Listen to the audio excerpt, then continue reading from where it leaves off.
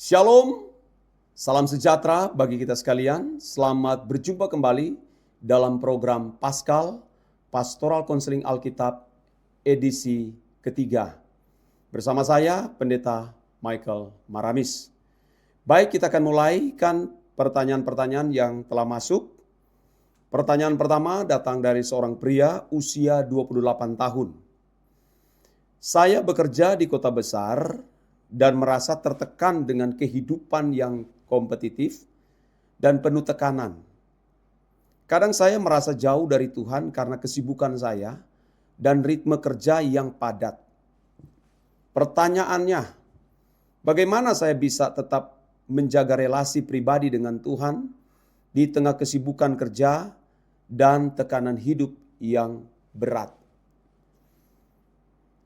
Sebenarnya tidak menjadi sebuah halangan untuk kamu bisa membangun relasi dengan Tuhan di tengah kepadatan kamu dalam bekerja. Kamu bisa merasakan Tuhan, bisa memuji Tuhan dan bisa menyembah Tuhan sambil bekerja. Karena Allah itu adalah roh. Ya. Barang siapa menyembah Dia, menyembahlah di dalam roh dan kebenaran. Artinya bahwa Tuhan itu tidak terbatas pada ruang dan waktu. Ya, menyembah Tuhan tidak harus di gereja. Yang walaupun kita juga harus ke gereja.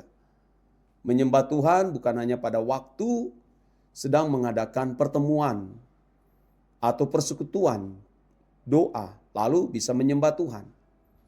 Ya, mestinya menyembah Tuhan itu di setiap keadaan. Dimanapun kita berada bisa menyembah Tuhan, saudara-saudara. Tetapi tergantung sikap kita masing-masing, ya. Tergantung sikap kita masing-masing. Nah, tentu yang pertama kamu harus perhatikan, ya.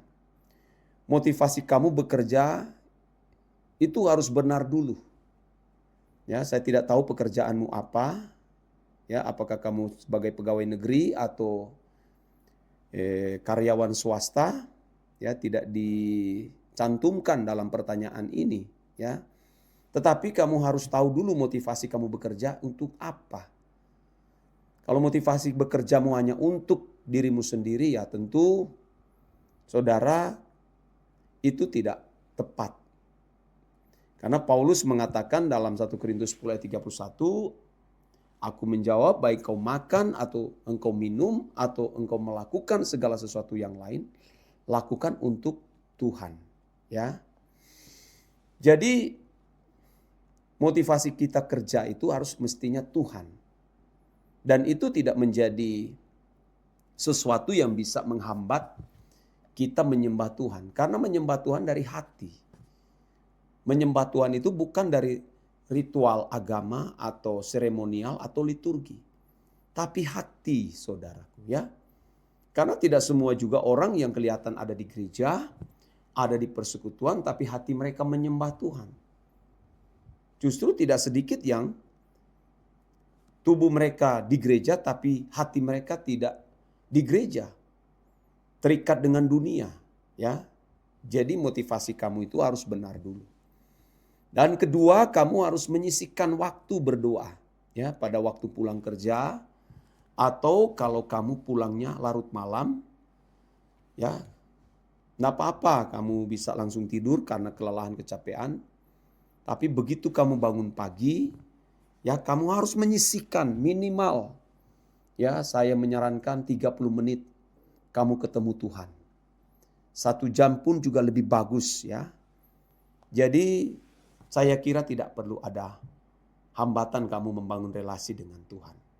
Ya, karena kamu bekerja juga itu melayani Tuhan. Tergantung motivasi kamu, ya. Maju terus, saya bangga kamu bisa mengajukan pertanyaan ini dan luar biasa bahwa kamu adalah orang yang sangat mencintai Tuhan dan mengasihi Tuhan. Ya, kalau tidak mungkin kamu memberikan pertanyaan ini karena kamu sangat merindukan membangun relasi dengan Tuhan. Dan itulah memang puncak kekristenan. Ya, puncak kekristenan itu bukan ketika kita beragama Kristen, tetapi ketika seseorang berhasil membangun relasi, intimacy dengan Tuhan. Ya, semangat maju terus dalam Tuhan. Tuhan Yesus memberkati kamu. Oke, saya lanjut. Pertanyaan selanjutnya datang dari seorang wanita usia 45 tahun. Saya sedang mengalami masalah rumah tangga. Suami saya mulai jarang pulang dan saya mencurigai ada orang ketiga. Saya sudah berdoa dan menangis kepada Tuhan, tapi keadaan belum berubah. Pertanyaan, apa yang harus saya lakukan agar tetap kuat di dalam Tuhan? Padahal saya mulai lelah secara emosional dan rohani. Ya, perlu saya memberikan saran kepada kamu, ya. Yang pertama itu kamu harus lupakan saja. Ya. Kamu fokus cari Tuhan. Mengapa? Rugi kamu memikirkan suamimu yang lagi keasikan dengan wanita lain. Sedangkan kamu menderita. Buat apa kamu memikirkan? Biarin saja. Biarkan Tuhan yang akan berurusan dengan suamimu. Kalau tindakan suamimu itu benar-benar melanggar etika pernikahan. Biarkan Tuhan yang menghajar. Ya, kamu tidak perlu sedih. Ya, tidak perlu. Karena itu akan merugikan kamu. Banyak hal yang bisa menghambat kamu hanya karena gara-gara suamimu yang telah selingkuh. Ya, tentu sambil kamu juga membenahi diri di hadapan Tuhan. Ya, kamu juga harus memeriksa diri sebagai seorang istri. Ya, kamu harus melihat kenapa sampai suamimu itu pada akhirnya memilih berselingkuh dengan wanita lain. Ya, kalau kamu benar-benar sudah benar, kamu sudah melaksanakan semua tanggung jawabmu sebagai seorang istri, lalu suamimu memilih untuk mencari wanita lain, relakan saja. Relakan saja. Dan tidak usah kamu harapkan. Ya, jangan lagi kamu harapkan.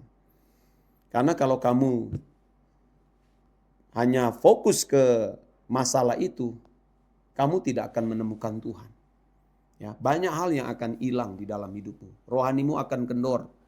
Nanti kamu akan terjebak dengan masalah-masalah itu. Kamu memilih cari Tuhan saja. Saya sarankan hidup suci, hidup kudus. Tuhan pasti akan membela kamu. Ya.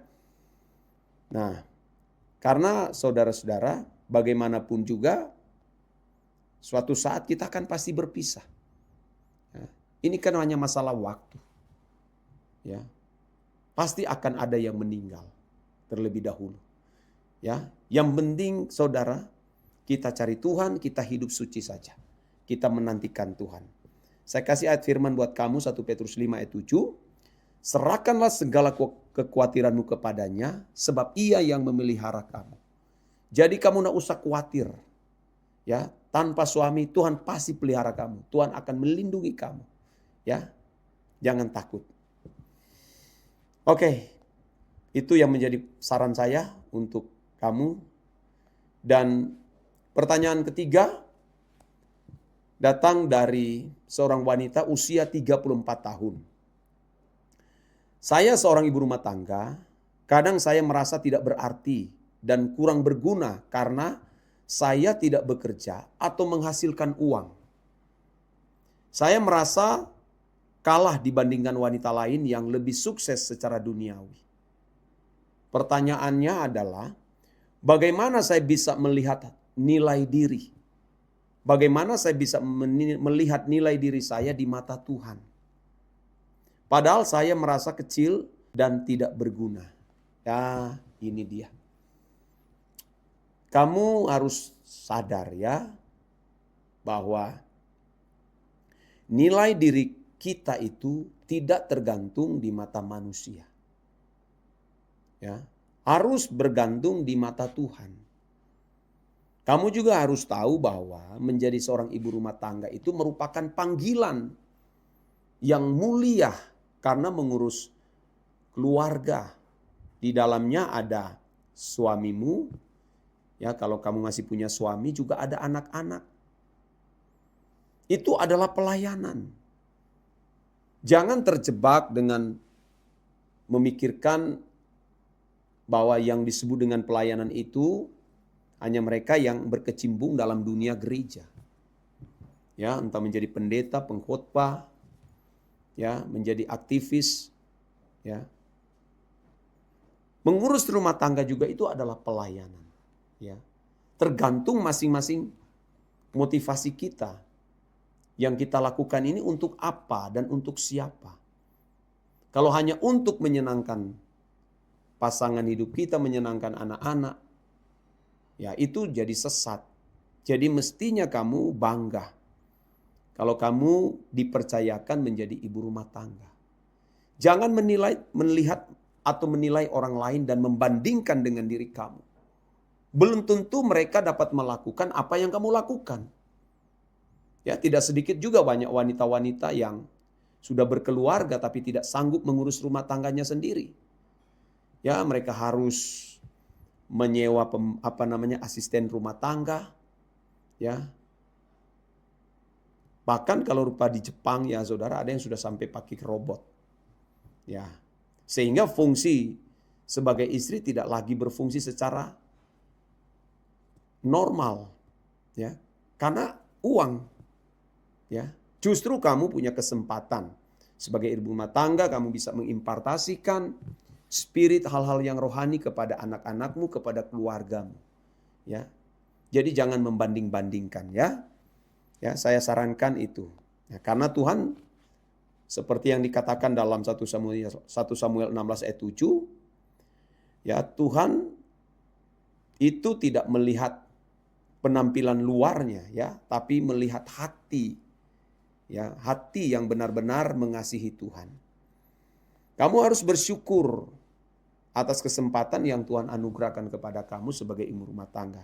Jalani itu dan bersyukurlah kepada Tuhan. Karena di dalam Yeremia 29 ayat 11, sebab aku tahu rancangan-rancangan apa yang ada padaku mengenai kamu. Demikianlah firman Tuhan, yaitu rancangan damai sejahtera dan bukan rancangan kecelakaan, untuk memberikan kepadamu hari depan yang penuh harapan. Ya, ini sebagai saran kepada kamu, ya, tetap bersyukur dengan apa yang Tuhan percayakan kepada kamu. Ya, oke. Pertanyaan selanjutnya datang dari seorang pria usia 40 tahun. Saya pernah dilukai oleh sesama jemaat di gereja dan sampai sekarang saya belum bisa memaafkan. Waduh. Saya tahu firman Tuhan mengajarkan untuk mengampuni. Tapi itu terasa sangat sulit. Pertanyaannya, bagaimana cara mengampuni dengan tulus? Padahal luka yang saya alami masih terasa sampai sekarang. Saya memberikan ya saran kepada kamu yang pertama, kamu harus memandang itu sebagai bagian dari pembentukan manusia ilahi. Ya. Setiap peristiwa-peristiwa yang terjadi di dalam kehidupan kita itu ada Tuhan yang turut mengambil bagian di dalamnya untuk menyempurnakan orang percaya. Jangan jadikan itu sebagai masalah di dalam dirimu. Ya. Kalau kamu merasa masalah, ya kamu tidak mau mengampuni, berarti yang sakit bukan orang yang melukai kamu, tapi kamu yang masih sakit. Nah, kamu harus berusaha untuk menyembuhkan diri dari kekecewaan, ya, dari sakit hati. Tidak ada orang yang dapat menyembuhkan penyakit di dalam jiwa kita atau sakit hati kita, luka hati kita. Itu Tuhan yang menyembuhkan. Nah, kalau kita menghadapi peristiwa-peristiwa itu, ya tentu kita datang kepada Tuhan. Bukan datang kepada orang lain untuk memberikan jalan keluar. Justru bisa salah atau sesat. Justru bisa menambah api. Ya, bisa memperbesar kompor. Ya, kalau kita datang kepada orang. Kita datang kepada Tuhan, Dia pasti akan memulihkan. Seperti yang dikatakan dalam firman Tuhan, marilah semua yang lemah letih, lesu dan berbeban berat, datanglah kepadaku. Ya. Belajarlah kepadaku karena aku lemah lembut, ya, dan jiwamu akan mendapat ketenangan. Ya. Tuhan itu sang arsitek jiwa kita. Ya. Kamu harus menjadikan itu sebuah kesempatan untuk kamu mengambil bagian dalam kekudusan Allah. Nah, yang kedua adalah mengapa kamu sulit mengampuni. Nah, saya kasih tahu kepada kamu bahwa kamu itu lebih menghargai perasaanmu sendiri, perasaan dirimu sendiri, daripada kamu menghargai perasaan Tuhan. Orang yang tidak sanggup, tidak mau mengampuni itu, dia menghargai perasaannya. Dia merasa perasaannya lebih berharga, lebih bernilai daripada perasaan Tuhan. Nah, ini harus benar-benar bertobat. Ya. Mengapa kamu tidak bisa mengampuni? Saya kasih tahu yang ketiga adalah karena kamu tidak mengasihi Tuhan. Kalau kamu mengasihi Tuhan, tidak mungkin kamu tidak melupakan dan mengampuni. Tapi karena kamu tidak mengasihi Tuhan, maka kamu tidak bisa mengampuni. Ya. Tapi saya bersyukur ya kepada kamu yang mau curhat, memberikan sebuah pertanyaan dan memohon saran. Itu luar biasa. Kamu anak Tuhan yang luar biasa yang mau membenahi diri. Ya. Tidak akan pernah atau tidak mungkin tidak akan ada orang-orang yang membuat kita kecewa, sakit hati. Akan ada, akar pahit ada. Bagaimana Tuhan Yesus pada waktu itu juga mengalami hal yang sama. Ada Yudas di situ. Sampai menjual Tuhan Yesus dengan nilai mata uang yang kecil 30 keping perak. Wah, itu sangat melukai. Ya. Tetapi Tuhan Yesus tidak menjadikan itu sebuah masalah. Dia membiarkan Yudas. Sampai akhirnya Yudas sendiri yang bunuh diri. Kita tidak punya hak untuk membalas. Karena pembalasan itu di tangan Tuhan. Ya, kita tidak usah membalas apalagi mau sakit hati. Rugi saudara. Akan ada Petrus-Petrus yang menyangkal kita. Ya, nah kamu harus berusaha untuk sembuh. Sebagai ayat firman Ibrani 12 ayat 14 mengatakan, berusahalah hidup damai dengan semua orang. Nah, berusaha hidup damai dengan semua orang dan kejarlah kekudusan. Sebab tanpa kekudusan tidak seorang pun akan melihat Tuhan. Ya. Jadi berusaha untuk tidak boleh memiliki musuh sama sekali. Orang boleh memusuhi kita, tapi kita jangan memiliki musuh. Karena orang yang tidak berdamai, orang yang memiliki musuh, tidak menyelesaikan kepahitannya, dia tidak akan mungkin mengalami Tuhan. Ya. Itu saran saya, ya. Dan itu kiranya bisa menolong kamu untuk berubah, ya. Jangan lagi dendam, jangan lagi marah, ya. Serahkan itu ke dalam tangan Tuhan, ya. Memandang dia sebagai orang yang lagi sakit, ya. Kita harus memandang dia sebagai pasien yang harus kita selamatkan. Ya, pertanyaan selanjutnya datang dari seorang wanita 31 tahun. Saya sudah menikah hampir 5 tahun, namun belum juga dikaruniai anak. Setiap doa saya selalu berisi permohonan itu. Kadang saya merasakan Tuhan diam saja. Apa yang harus saya lakukan untuk tetap percaya pada rancangan Tuhan? Walaupun saya belum melihat jawaban atas doa saya. Nah, yang pertama, kamu harus mengerti dulu apa tujuan menikah. Kalau kamu tidak mengerti, memahami tujuan menikah, ya, maka kamu pasti akan kecewa. Pasti akan putus asa. Sehingga tidak sedikit kita melihat di luar sana tidak sedikit pernikahan-pernikahan yang putus di tengah jalan alias gagal. Tidak lagi melanjutkan pernikahan mereka. Karena tujuan pernikahan mereka salah. Salah. Rata-rata hanya karena kebutuhan biologis. Hanya untuk memuaskan hawa nafsu. Atau karena desakan dari orang tua. Karena orang tua mungkin dari segi faktor usia sudah mulai tua, ya, karena sudah di usia tua belum juga punya cucu, ya, maka didesak anaknya untuk menikah. Akhirnya saudara ketika menikah terjadi konflik. Ya, tidak mendapatkan anak. Ya. Ini bukan tujuan pernikahan sebenarnya. Tujuan pernikahan kita itu adalah bagaimana kita menggenapi rencana Tuhan. Ya, memang di kitab Kejadian tujuan pernikahan itu adalah untuk menggenapi mandat prokreasi. Ya, supaya bisa melahirkan anak-anak untuk memenuhi bumi. Tapi kamu harus memperhatikan bahwa dunia hari ini justru makin jahat. Makin jahat. Tidak sedikit juga mereka yang menikah mendapatkan anak bukan hanya satu, ada yang 2, 3, 4.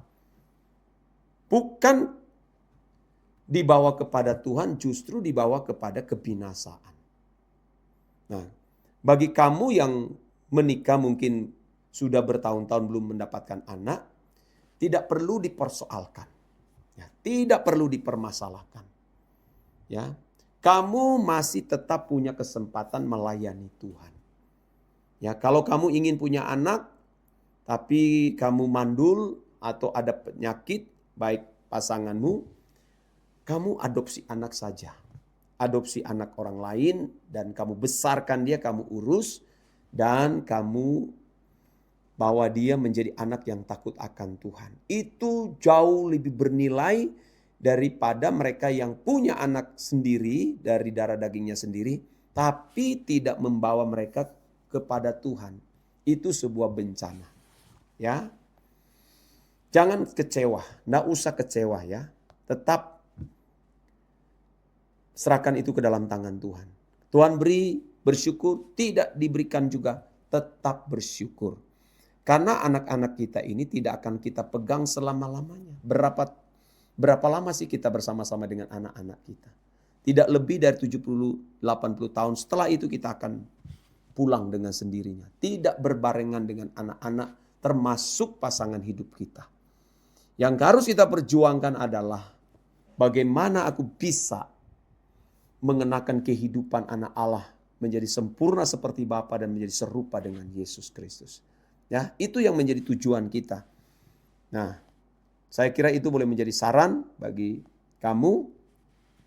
Dan pertanyaan yang terakhir, ya, datang dari seorang pria usia 20 tahun.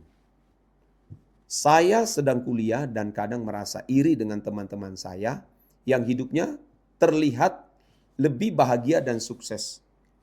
Saya tahu iri hati tidak baik, tapi sulit sekali untuk tidak membandingkan diri. Pertanyaannya, apa yang harus saya lakukan agar saya bisa lebih bersyukur dan tidak membandingkan diri dengan orang lain? Nah, ini penyakit di dalam jiwa manusia. Ya, mestinya kamu tidak perlu iri. Untuk apa kamu iri? Ya, apa untungnya? Coba, apa untungnya kalau kamu iri? Emangnya dengan kamu iri, dengan kesuksesan dan keberhasilan atau kebahagiaan orang lain itu dapat menambah keuntungan buat kamu. Yang ada adalah sakit hati, sakit jiwa. Ya. Kamu harus buang itu jauh-jauh. Itu spirit Lucifer, spirit kuasa kegelapan. Kamu fokus kuliah saja. Ya. Lagi pula belum tentu kamu melihat mereka bahagia, sukses, punya ini, punya itu. Belum tentu juga hasil usaha mereka, jangan-jangan itu juga milik orang tua. Uangnya dari orang tua. Ya. Kamu kuliah saja dengan baik, kamu belajar sebaik-baik mungkin. Sampai setelah kamu selesai kuliah, nanti kamu juga bisa mendapat pekerjaan. Kamu melamar cari pekerjaan. Ya. Tetapi yang masalahnya di sini adalah jangan sampai kamu tidak menemukan Tuhan. Itu ya lebih bahaya. Ya, sambil kamu kuliah, kamu cari Tuhan dengan sungguh-sungguh, hidup suci, hidup kudus, hidup tidak bercacat celah. Tuhan pasti akan membuka jalan buat kamu. Ya. Nggak usah punya cita-cita untuk menjadi sama seperti orang itu, pengusaha ini, pengusaha itu. Bercita-cita jadi dokter, jadi polisi, jaksa. Nggak perlu. Ya, yang penting saja kamu hidup suci, hidup kudus. Kamu melayani Tuhan dengan sungguh-sungguh. Kamu kuliah dengan sebenar-benarnya dengan sungguh-sungguh. Tuhan menyediakan berkat bagi kamu. Coba kamu lihat Yusuf. Apakah Yusuf punya cita-cita? Tidak. Malah yang dia alami itu penderitaan. Dimasukkan ke dalam sumur oleh saudara-saudaranya. Bahkan tidak puas mereka jual dia sebagai budak di tanah Mesir. Ada yang membeli Potifar. Dapat pekerjaan di rumah Potifar. Setelah itu dia dicatukan lagi oleh istri Potifar dengan menggoda supaya dia melakukan percabulan, percinahan dengan Yusuf. Dituduh masuk ke dalam penjara. Habis menurut kacamata manusia, sudah selesai, sudah tidak punya harapan. Tapi karena Yusuf memilih untuk takut akan Allah, dia hidup suci, hidup kudus, maka tidak pernah menyangka, menduga, akhirnya dia menjadi seorang perdana Mesir. Ya, Firaun hanya menjadi boneka. Sistem pemerintahan dikerjakan oleh Yusuf pada waktu itu. Yusuf tidak pernah bercita-cita. Nah, oleh sebab itu saya sarankan kepada kamu, buang jauh-jauh itu masalah iri dan cari Tuhan. Melekatlah dengan Tuhan, berdoalah setiap hari, ambil waktu bermeditasi dengan Tuhan dan melayani pekerjaan Tuhan. Ya, saya kira ini yang menjadi saran saya buat kamu dan berakhir pula ya program Paskal Pastoral Konseling Alkitab edisi yang ketiga ini. Nantikan kami di edisi selanjutnya. Bersama saya Pendeta Michael Maramis, Tuhan Yesus memberkati.